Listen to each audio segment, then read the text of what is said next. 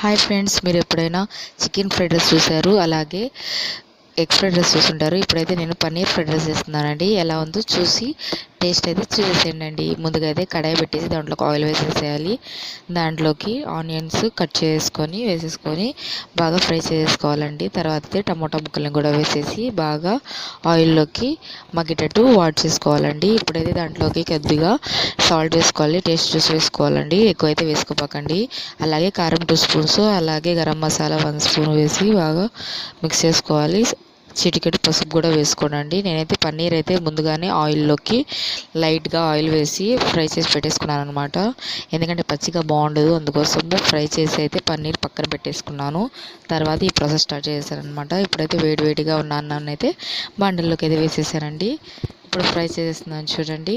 మన paneer fried rice కొత్తిమీర వేసేసి బాగా మిక్స్ చేసుకుంటే మనం